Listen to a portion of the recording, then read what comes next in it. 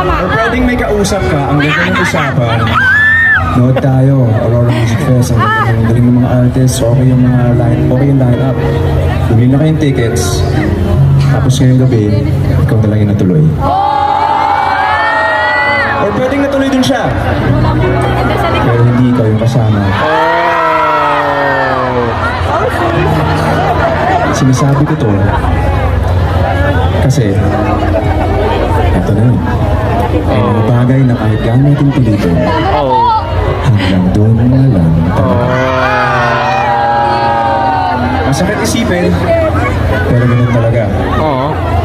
Lagi ko ito sinasabi, pwede mong ipakita yung nararamdaman mo, walang problema doon. Pero hindi mo pwedeng ipilit ang iyong gusto. Maaaring, gano'n na kayo matagal? 3 years? 5 years? 7 years? Okay naman lahat, walang problema. Sanay na kayo sa isa't isa. Kilala niyo na yung pamilya ng isa't isa. Tapos biglang isang araw, boom, ayaw na na. Hindi mo alam saan magsisimula. Yun ang pinakamahirap. Hindi mo alam paano mag-navigate sa buhay kasi sanay ka na nakasama siya. Parte na siya ng sistema mo. If that's you, this one's for you.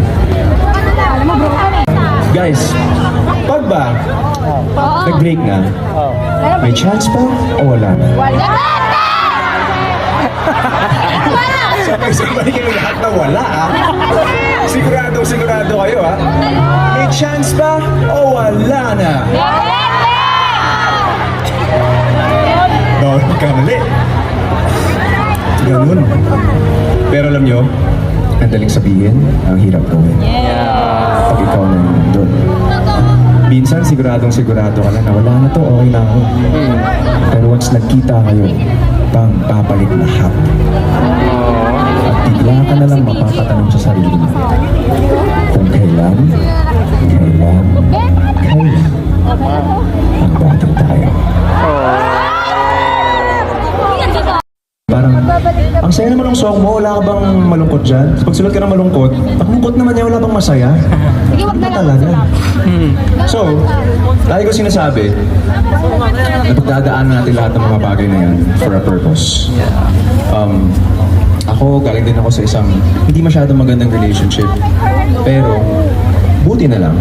Kasi dahil doon, nahanap ko siya. Sa tamang panahon,